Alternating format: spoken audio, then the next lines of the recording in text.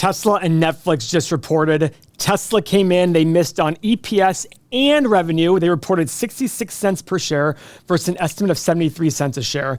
And they reported $23.4 billion in revenue versus expectation of 24.19. And guys, as of this very recording, Tesla's up after hours. How is this possible? They literally missed and did not by a small amount, they missed pretty substantially on revenue and profit, and they're up after hours. So let's take a look at Tesla. Today was a rough day in the market too, which is why I thought that something like this would cause the stock to collapse, but you never know what happens. Guys, Tesla reported $1.04 or $1.03 in earnings per share, same quarter last year. They reported 66 cents. So a 40% drop in EPS. That's a huge miss. And the stock is up after hours currently. Mo, you've pulled up their actual earnings release. Yep. What are you seeing in here? So some high-level stuff. You can see here, total revenues grew 9% year over year in the third quarter to the number that you said, $23.4 billion. Growth in vehicles, growth in other parts of the business. Let's see here. Profitability. By the way, the big thing, you skipped the big thing. Go ahead. Reduction in the average selling price. They've done how many price reductions this year? 7? It's more than 6. I think it's 7. Yeah, that's crazy. A lot of price reductions this year. Yeah. Okay, go ahead. Let's see. Our operating income decreased year over year to $1.8 billion in Q3, resulting in a 7.6% operating margin year over year. Operating income was primarily impacted by the following items. Here they are. Pricing, increase in operating expenses driven by Cybertruck, AI, and other R&D. There's the projects, AI. Of course. Cost of production to ramp and idle cost-related factory upgrades. Let's see. Growth in positives here. Growth in vehicle deliveries. So October 2nd, I believe they dropped their vehicle deliveries. Do you remember off the top of your head what that was? I can look it up. Okay, I'll look it up. So let me talk to you guys overall about Tesla. Oh, here's some numbers. Okay. Tesla has now decreased their percentage of revenue from cars from 88% to 82%. Spoiler alert, still a car company. Go ahead, Mo. Here's some Model S and Model X production numbers. You can see these year over year numbers. Down 31% for Model X. On the Model X. And S. This is production. And then the Model 3 and Model Y up 20%. Total production is up 18%. And then you can see their delivery numbers right here on where I have my mouse. Solar deployed. Minus 48%. Wow. Yeah. Yeah. And this is supposed to be a big thing for them, is the solar. So of all these things right there, how many of those are car related versus non-car related? So car related, I would say, is from here up. Okay. And then superchargers, of course, that's car related. Tesla location, mobile service. This is car related. So only one of those categories. Solar. But do me a favor, all you Tesla fanatics out there who say it's not a car company. Go F yourself. Well, Paul, it's not a solar company. It's a tech company. Yeah, I know.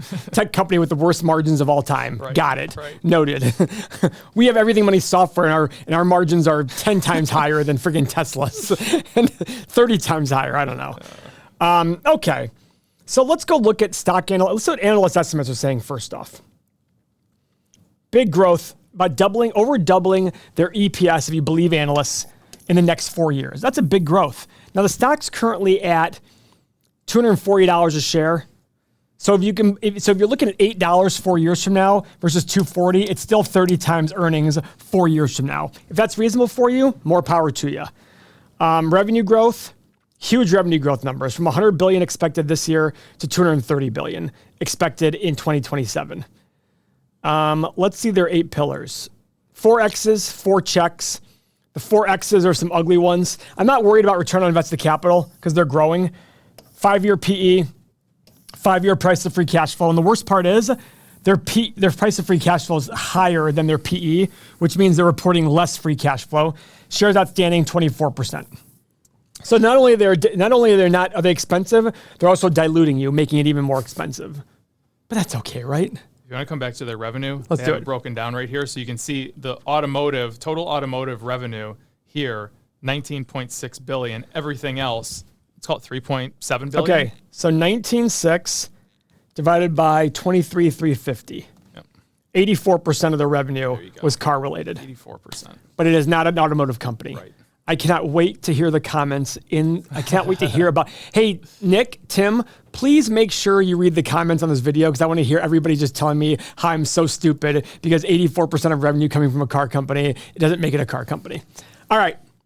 Should we switch over to Netflix, which is up huge after hours? By the way, Tesla's now up 1.3% after hours. Netflix is now up 9.25%. It was up over 10% at one point. They crushed, guys.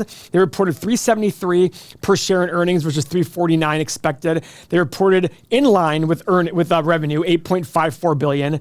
They grew 8.76 million subscribers versus the estimate of 6 million. And Mo, this whole password crackdown worked really, really well for them. Really, really did. They really did a good job implementing it and getting people to pay money for it. Yep. And I love that they did that. So here's some high-level things.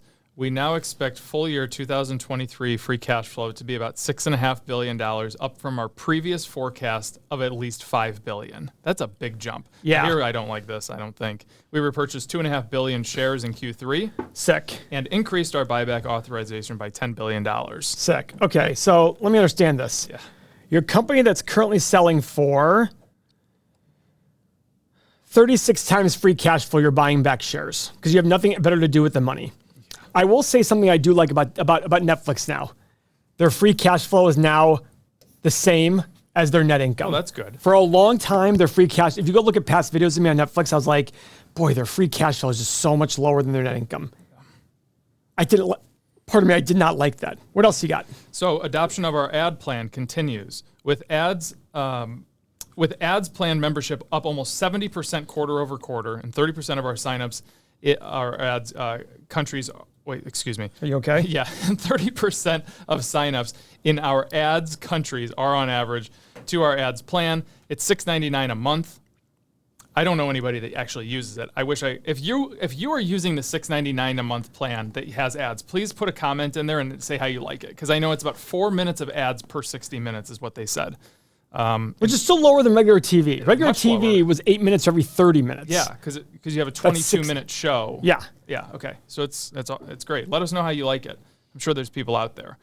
Let's see here. And that category is what, $7 a month? $7 a month. $6.99 a month. Yep. Let's see. 4 minutes ain't bad. No, I don't think it's bad at all. It gives you time to go to the kitchen and get yourself a snack. That's true. Forecast. Remember when we were kids? That's the thing. Like, remember when you were kids and you had to like yell, the show's coming back on. That was a big thing back in the day. Can't pause shit. What is this? How spoiled are we right now? I know. What's this total breakdown here? Engagement. Nielsen's the gauge. Share of US TV time. Streaming is 37.5%. Netflix is, Netflix is 7.8%. Yeah. YouTube is number 1 at 9%. And this is YouTube main. This doesn't include YouTube TV. So, wow. And then look at the drop off after Netflix. It goes to 3.6%. First off, I'm surprised Prime Video is as high as Hulu. Yeah. I would have Hulu. Wow. This actually shocks me. Yeah. I can't believe that. Absolutely shocks me. Okay. I just finished King of Queens the other day off of Peacock, by the way. How is it? It was good. Great show. 9 seasons. I've never seen that. You guys want to tell you what happens in the very last episode? I don't think you should do that. I'm telling the people on the TV watching us on YouTube. So, guys, Netflix is a tough one. I'm super pumped for the new Squid Game to come out. I am not. I didn't like the first Squid Games. Oh, man. I was like the only person in the world that didn't like it. Same with, even though I'm a chess fan, I hated Queen's Gambit. I was like, this is boring. That one, huh? No, it wasn't. It was too much chess. So, like, I think I agree with that because I don't like watching Grey's Anatomy. I hate that stuff because it's just fake. And I think for you, watching something like chess you're just like, this is stupid. But Matt liked it. My chess coach liked it. Yeah, he loved it. Okay, well, I stand corrected. So look at the EPS estimates this is from the analyst estimates for Netflix, going from $12 this year to $25, doubling in the next 4 years. So $25 a share, you're still the stock's at $380 right now. What is that, 416? So what is that, 15 times? Not bad, but 4 years from now. Okay. Revenue growth, high single digits. When was the last time we did a stock analyzer tool on Netflix? Pretty recently. Yeah, I have 10.9. Here are my assumptions. 3.69%, profit of 11, 13, and 15, free cash flow of 9, 12. I'm going to match their free cash flow because it looks like this free cash flow is matching up. Okay. PE 15, 17, 19. Price of free cash flow. I did my returns of 11, 12 and a half, and 14. How do these match up to what you did? So I did 6, 10, and 14%. Wow. Yeah. Profit margin 10, 12 and a half, and 15. Free cash flow margin 8, 11, and 14%. PE and price to free cash flow 16, 19, 22. My returns of 11, 13, and 15%. Oh, you're going to have a higher price than me, I think. Let's see what it is. Okay. My price in the middle is 150, high side 206, low side 105. But what do I think it's actually worth? I'm going to put 10% in for a normalized market. We'll do the same. And it shows 112 to 276. So guys, I just think it's overpriced. And I know a lot of people disagree with me on that one. I just think it's overpriced. That's my personal opinion. I don't even have it on my watch list. The reason I didn't before, though, was because of the difference between free cash flow and profit. So I'm now going to add it to my watch list. I threw mine on at 250. I'm going to throw mine on at 175. Why 250, Mo? I think it's one of those stocks where you have a lot of activity on it. You can maybe sell some pretty good puts just to collect a little premium at maybe then a I'll do 175 200 price, you know? Then I'll do 200. Yeah. All right, guys. So a lot of people think I'm just anti-Tesla. I'm not. I used to have a Model X. And now, guys, on TV, I'm going to order the Cybertruck. Okay, Mo, how do I do this? Oh, right there.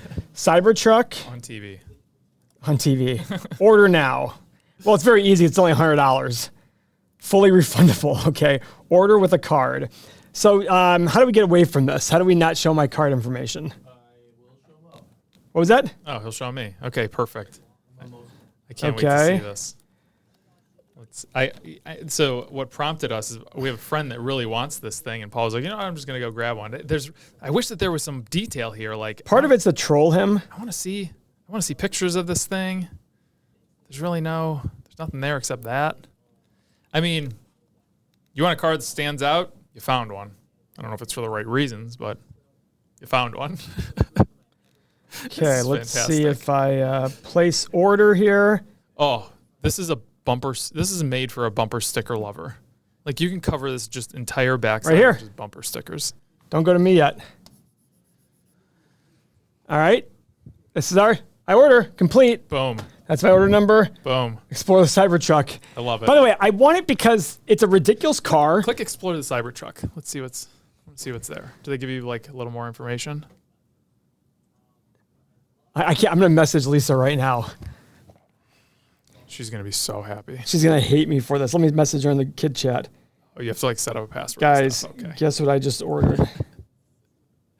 All right. We'll let you know when Paul gets the Cybertruck. If you like the software, you like our community, I really want you guys to take this thing for a test drive. I really think you guys will get a lot of value out of it. The community engaging. We have thousands of messages going every single. I mean, it's incredible the activity we've had. There's thousands of people in there sharing messages all the time. Go to everythingmoney.com/sign up and sign up for our free 7-day full access. All the tools, all the community. Go sign up now. You won't regret it. 7 full days free access. Check it out. Thank you very much for your time.